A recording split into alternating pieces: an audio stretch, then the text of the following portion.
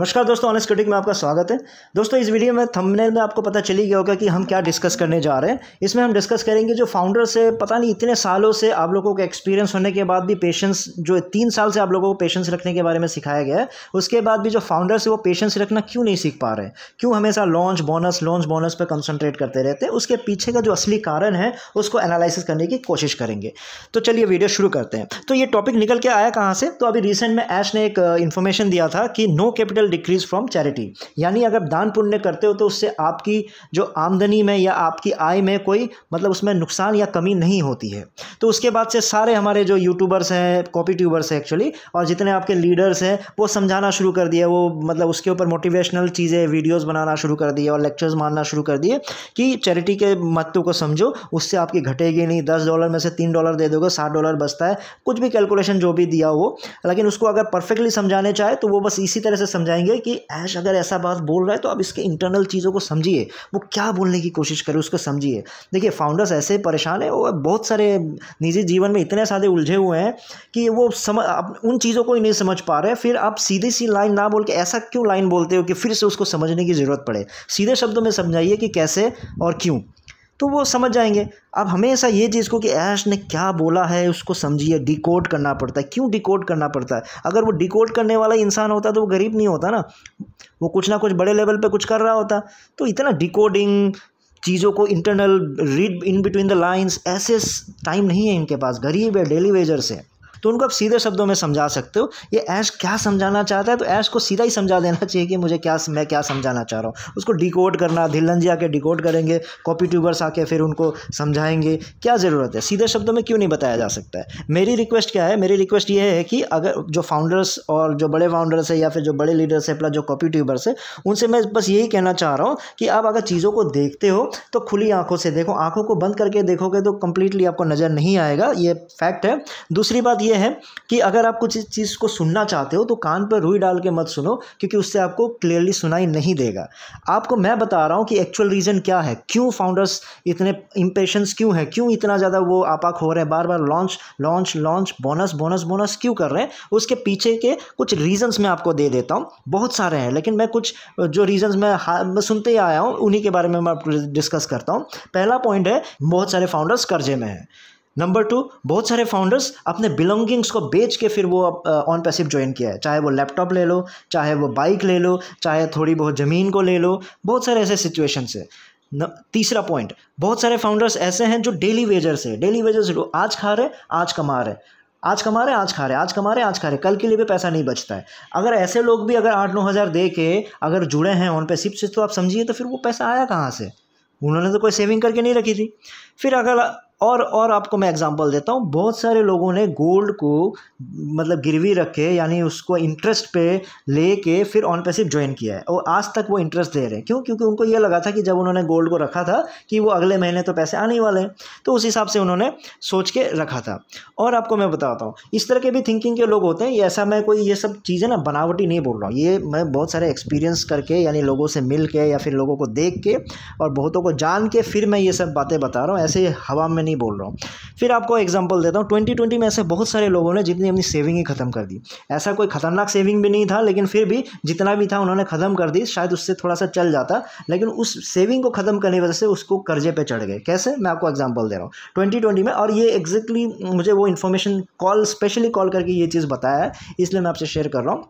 ये है कि अगर मान लो 2020 में क्या हुआ कि उसके कुछ सेविंग्स थे। अब सेविंग्स थे, उसने खर्चा कर दिया। अब खर्चा क्यों कर दिया? क्योंकि देखो, उसको पता था कि 2021 में करोड़पति बनने वाले हैं। धिल्लन जी ने तो यही बोला ना कि 2021 में आपका दिन बदल जाएगा। ठीक है, 6 महीना, 7 महीना, 8 महीना लगेगा, फिर भी मान लो 2021 में तो ऑब्वियसली हो ही जाएगा। 2020 की बात कर रहा हूँ। तो उसने अपनी सेविंग ख़त्म कर दी और फिर 2021 आया तो फिर पता चला उसको कोई करोड़ पैसे मिले ही नहीं। अब हुआ क्या? सेम एग्जाम्पल, आपको सिंपल एग्जाम्पल देकर समझाता हूँ कि मान लो कल मेरी सैलरी आने वाली है। अगर कल सैलरी आने वाली है, कुछ पैसे अगर आज मेरे पास है, तो मैंने वो ज़रूरत नहीं था उसको फालतू खर्चा करने का, लेकिन जब कल सैलरी आ रही है तो मैंने आज उसको फालतू के खर्चे में डाल दिया।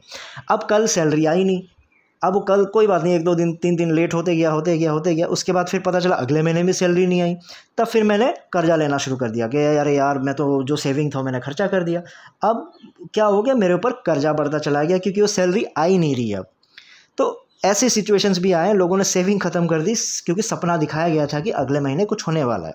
और आपको एग्जांपल देता हूँ, और है कि बहुत सारे जो मेडिकल इश्यूज़ वाले बंदे, अभी भी मुझे वो रिकॉर्डिंग याद है, वो वेबिनार याद है जिसमें बोला गया था लड़के ने कि मैं मुसीबत में कैसे भी करके पैसे डाल रहा हूँ, क्या अगले साल तक मैं अपने पापा का इलाज करवा पाऊँगा। तो हाँ, टेंशन लेने की ज़रूरत नहीं है।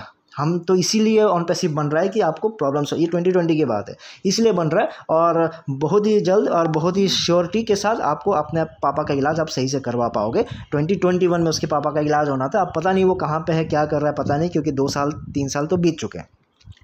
तो इस तरह के बहुत सारे लिस्ट हैं। तो अब ये बात अगर ऐसी चीज़ें अगर बोला जाए ना, तो फिर आपको रिबटल क्या दिया जाता है, आपको ये बोला जाएगा कि भाई अगर ऑन पैसिव नहीं होता तो आप क्या करते। गरीब तो ऑलरेडी गरीब ही थे, कर्जे में जो थे तो ऑलरेडी कर्जे में ही है। लेकिन देखिए ऐसा सिचुएशन नहीं होता है। आपको याद रखना पड़ेगा ये चीज़, अगर गरीब था, कहीं ना कहीं से कुछ ना कुछ करके अगर मान लो खा ही रहा था, लेकिन उसने वो खाने का रास्ता बंद कर लिया था क्योंकि उसको पता था कि मेरे को अब ऐसे यहाँ से खाना मिलने वाला है। अब उस चक्कर में क्या हुआ, 2 महीना 3 महीना 6 महीना करते करते कई साल रुक गए। वो डबल, जो एक गरीब था तो डबल गरीब हो गया वो। क्यों? क्योंकि वो कर्जे में ज़्यादा आ गया, क्योंकि वो अगले महीने उसको होप में था। मैं सिर्फ खाने पीने की बात नहीं कर रहा हूँ, जस्ट एक एग्जांपल दे रहा हूँ। बाकी जो भी पैसे का लेन देन हो, कुछ भी हो, बहुत सिचुएशंस मुझे पता है, मैं सारे को डिस्क्लोज नहीं करना चाहता हूँ। मतलब मैं ये बोलने की कोशिश कर रहा हूँ, अगर ऑन पैसिव नहीं होता तो वो कुछ ना कुछ एक ऑप्शन ढूंढ रहा होता। लेकिन ऑन पैसिवनेस को हर अगले महीने कुछ बढ़िया होने वाले के होप के चक्कर में वो इतना लंबा खींच गया। तो इन चीज़ों को आपको समझना पड़ेगा कि क्यों ऐसे फाउंडर्स पीछे पड़े, क्योंकि वो उनकी मजबूरी है। हर महीने, मुझे पता है, अभी रिसेंट में कॉल आया था, वो बोल रहे थे कि 5 तारीख को फिर से जो मांगने वाले जो होते हैं ना, कलेक्शन करने वाले, वो मेरे घर आ रहे हैं, क्या करूँ, क्या ऑप्शन है, लोन का कुछ हो सकता है क्या। ऐसे एग्जाम्पल्स भी है मेरे पास, क्या बताऊँ आपको। तो ये चीज़ आप नहीं समझो, मैं कितना भी बोल दूँ, कॉपी ट्यूबर्स हो गए, ये नहीं समझेंगे। क्यों नहीं समझेंगे? सिंपल सा है कि उन्होंने अपना जो इन्वेस्ट किया था वो रिकवर कर चुके हैं कई साल पहले। और कई साल पहले रिकवरी छोड़ो, उसके बाद जो इन्वेस्ट करना है, यानी जो पैकेज खरीदने का पैसा भी उनके पास हो चुका है, वो भी छोड़ो, वो हर महीने आराम से बढ़िया से कमा रहा है। इसलिए वो पेशेंस भी रख सकता है, आपको मोटिवेट भी कर सकता है, सब कुछ कर सकता है। मैं एग्जांपल दे रहा हूँ, मान लो वो जो गरीब जिनसे मैंने बात की थी कुछ दिन पहले, तो कुछ हफ्ते पहले एक्चुअली, तो उसने यही बोला था कि 5 तारीख को मेरे पास कलेक्शन के लिए आ जाते हैं, मैं क्या करूँ, कैसे ऑप्शन निकालूँ। अब वो मोटिवेट तो हो गया, लेकिन जैसे 4 तारीख आया, अब उसको मोटिवेशन से उसको क्या मिलने वाला है। 5 तारीख तो उसके पास तो कलेक्शन करने वाले आ रहे हैं, भाई पैसा निकाल इंटरेस्ट वाले। तो वो मोटिवेशन हर जगह काम नहीं आता। कॉपी ट्यूबर्स हो, आप लोग चीज़ों को समझो, आप लोग हकीकत को भी तो नहीं ज्ञान दे रहे हो, या फिर आपको ऐसे लोगों को जोड़ना ही नहीं चाहिए था। अगर आप लोगों को ऐसे लोगों को जोड़ते ही नहीं तो ऐसे परेशानी भी नहीं आती, मोटिवेट करने की ज़रूरत ही नहीं पड़ती। जिनके पास पैसा था वो इन्वेस्ट करके रख देते, उनको कोई फ़र्क ही नहीं पड़ता। लेकिन आपने तो लड़ियाँ लगा दी सारे गरीबों की। कल मांगेराम जी ने ही कुछ पूछा था ना कि सारे रिक्शा वाले हैं, मजदूर वाले हैं, मोची हैं, सब ऐसे ही जुड़े पड़े हैं।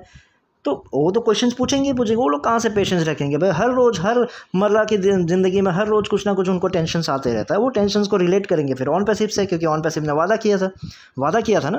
देखो, कॉपी ट्यूबर्स और जो लीडर्स हैं उनको मैं एक अलग तरीके से समझाने की कोशिश करता हूँ, अगर आप लोगों को शायद समझ आ जाए। अगर फाउंडर्स का जो असली हकीकत के बारे में अगर आपको सुनना है ना, उसको अगर सुनना है तो आपको आँख एक बार बंद कर लीजिए।